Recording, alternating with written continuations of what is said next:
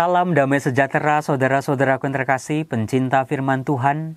Berjumpa kembali dengan Bible Learning with Father Joseph. Bagaimana kabar Anda hari ini? Saya sangat berharap dan berdoa buat Anda. Semoga diri Anda, keluarga Anda, usaha-usaha dan pekerjaan Anda saat ini dijamah oleh kuasa kasih Tuhan.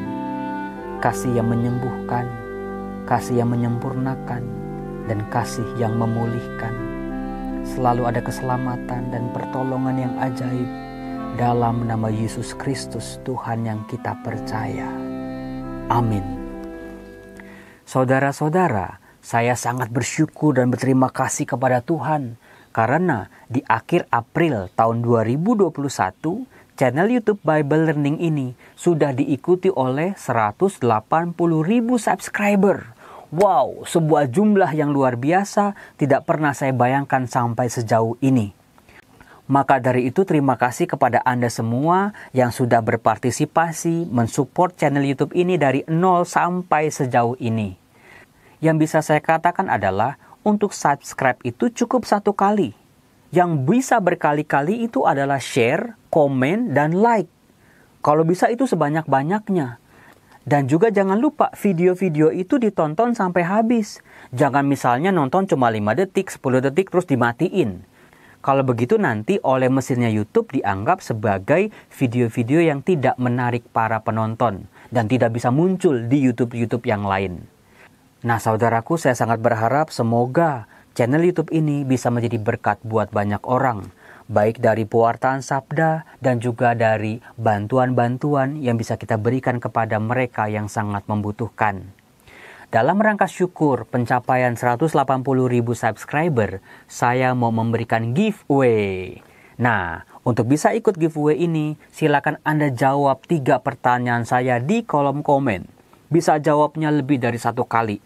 Yang pertama, kasih saya ide jenis giveaway atau hadiah yang mana yang Anda harapkan supaya bisa diwujudkan oleh Bible Learning ini. Laptop, komputer, handphone, uang saku, atau uang buat cicil rumah, atau uang kontrakan, atau untuk bayar rumah sakit, ataupun Alkitab, Rosario. Pokoknya sebut satu jenis barang yang paling Anda harapkan. Lalu yang kedua, sebutkan Anda itu berasal dari kota mana. Izinkan saya untuk mengenal penonton saya lebih dekat lagi. Supaya saya tahu, jangan-jangan Anda itu salah satu umat saya di Matraman, atau di Pasar Minggu, atau di Filipina, atau di Itali. Atau jangan-jangan Anda salah satu murid saya di KPKS, siapa yang tahu.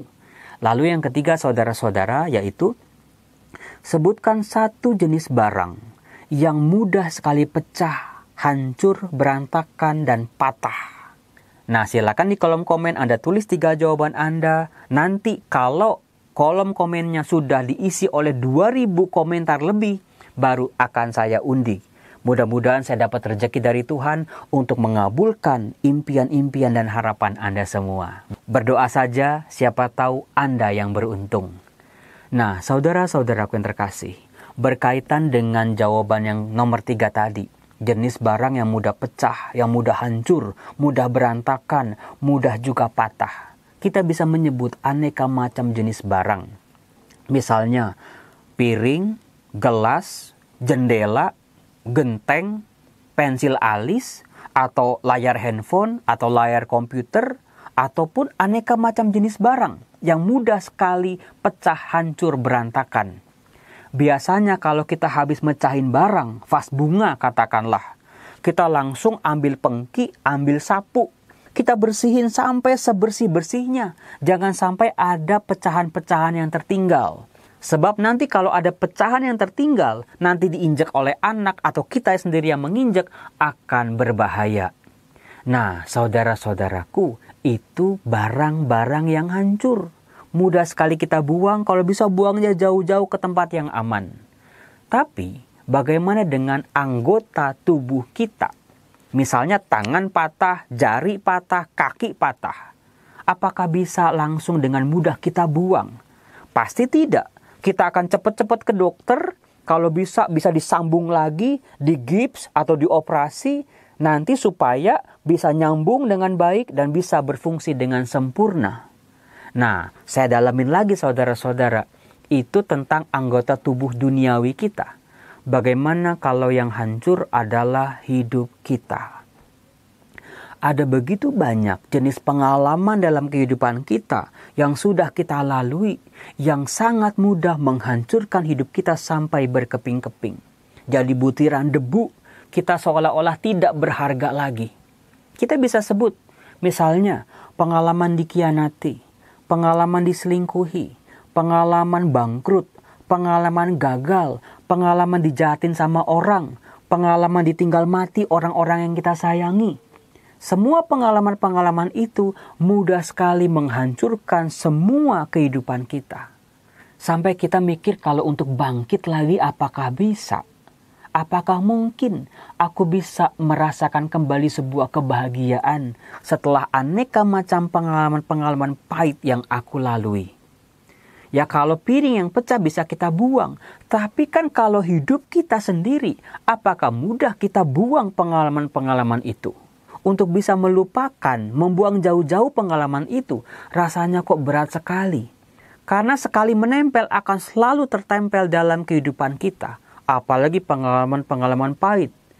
Bahkan ada banyak orang sampai terbawa mimpi setiap malam. Tergambar lagi wajah-wajah orang yang menjahati dirinya, yang mengkhianati dirinya, yang membuat dirinya menjadi hancur berantakan. Saudara-saudara, bagaimana kita sebagai orang beriman bisa mengolah pengalaman-pengalaman pahit dalam kehidupan kita itu? Jawabannya ada di Mazmur bab 51 ayat 19. Saya bacakan untuk Anda. Korban sembelihan kepada Allah ialah jiwa yang hancur. Hati yang patah dan remuk tidak akan kau pandang hina, ya Allah. Saudara-saudaraku yang terkasih, kabar gembiranya adalah di mata Allah, saya, Anda, keluarga Anda, bahkan semua orang yang Anda tahu, itu kita semua berharga di mata Allah. Meskipun kita sudah hancur, meskipun kita sudah tidak ada harga dirinya lagi, meskipun oleh dunia kita ini sudah dipandang sebelah mata, dihina berkali-kali, diinjak berkali-kali dan direndahkan dengan berbagai macam cara. Tapi di mata Allah kita berharga. Tadi Mazmur bab 51 ayat 19 memberikan kita sebuah inspirasi bagaimana menyikapi pengalaman-pengalaman pahit, pengalaman gagal, pengalaman hancur dalam kehidupan kita. Yang tidak bisa dibuang, tidak bisa dilupakan begitu saja. Jawabannya adalah persembahkan semuanya itu kepada Allah sebagai sebuah persembahan. Pasti akan muncul aneka macam pertanyaan-pertanyaan dalam kepala kita. Pertama, masa sih mempersembahkan yang jelek-jelek kepada Tuhan? Yang kedua, kalau dalam kehidupan kita ada kegagalan, ada kesedihan, ada air mata, ada kehancuran, apakah artinya Allah salah dalam merancang kehidupan kita? Apakah Allah salah dalam rencana-rencananya yang diberikan kepada kita? Saudara-saudaraku yang terkasih, ingat rancanganmu bukanlah rancanganku. Begitu kata Allah. Nah, bagaimana cara mengolah pengalaman-pengalaman pahit di masa lalu? Saya punya triknya. Anda pasti pernah melihat sebuah mozaik. Mozaik adalah sebuah karya seni tingkat tinggi. Biasanya berbentuk gambar. Bisa itu wajah manusia, ataupun hewan, ataupun bunga, benda hidup maupun benda mati. Apakah Anda tahu saudaraku, di balik sebuah mozaik yang sangat indah dan beraneka warna, ternyata dibuat dari kumpulan benda-benda pecah belah, barang-barang bekas yang biasanya dibuang tapi dikumpulkan kembali. Barang-barang bekas, pecahan-pecahan itu bukan sekedar dicampur lalu diaduk, tidak ada indah-indahnya. Ternyata saudaraku, manusia diberi kemampuan istimewa untuk mengumpulkan kembali, menyusun kembali pecahan-pecahan, serpihan-serpihan barang-barang bekas yang tidak ada harganya lagi untuk disusun kembali menjadi sebuah karya seni yang indah. Demikian pun hidup kita saudara-saudara. Tuhan memberikan kita sebuah kemampuan untuk menata kembali kehidupan kita. Bahkan kepingan-kepingan atau serpihan-serpihan kehidupan kita yang sudah berantakan. tinggal kita kumpulkan. Ada pengalaman suka, duka, air mata, tawa, berhasil, gagal, merasa di atas ataupun kadang-kadang merasa di bawah. Bagaimana kita menyusunnya menjadi sebuah mozaik kehidupan kita yang jauh lebih indah di mata Allah. Itulah yang kita persembahkan kepada Allah. Di usia saya yang ke-44 ini, saya sedang mencoba untuk mengumpulkan kembali, mengais-ngais kembali pengalaman-pengalaman saya di masa lalu. Sama seperti Anda semua, saya juga kadang merasakan berhasil, kadang-kadang saya juga merasakan gagal. Saya merasakan bahagia, tapi juga kadang saya merasakan sedih. Saya kadang-kadang merasa dipuji oleh orang lain, ditinggikan, tapi juga seringkali dihina-hina dan direndahkan oleh orang lain. Keluarga saya banyak yang meninggal karena penyakit kanker. Sekarang saya sedang mencoba mengumpulkan kembali potongan-potongan, serpihan-serpihan kehidupan saya itu. Sedih, suka, duka, berhasil, air mata, tawa, dan aneka macam yang lainnya. Lalu sedang saya susun menjadi sebuah mozaik. Dan apakah Anda tahu, saudaraku, ketika saya melihat mozaik kehidupan saya yang penuh warna dan bentuknya, di situ saya mengalami sebuah rasa syukur. Karena setelah saya menerima aneka macam pengalaman saya di masa lalu, semua itu saya ambil dan saya satukan sebagai kekuatan kehidupan saya. Pengalaman-pengalaman itulah yang membentuk saya, yang menguatkan saya sampai saat ini. Itulah rancangan Tuhan yang disediakan Tuhan buat saya. Menjadi indah dan penuh warna, utuh sebagaimana dikehendaki oleh Tuhan. Saudaraku, bisa jadi pengalaman Anda lebih jauh bervariasi, beraneka warna dibanding kehidupan saya. Sekarang tinggal bagaimana kita menyatukan, menerima, dan membentuk wajah kita, mozaik kehidupan kita yang utuh dan indah di mata Tuhan. Salam damai sejahtera saudaraku, Tuhan Yesus memberkati. Amin.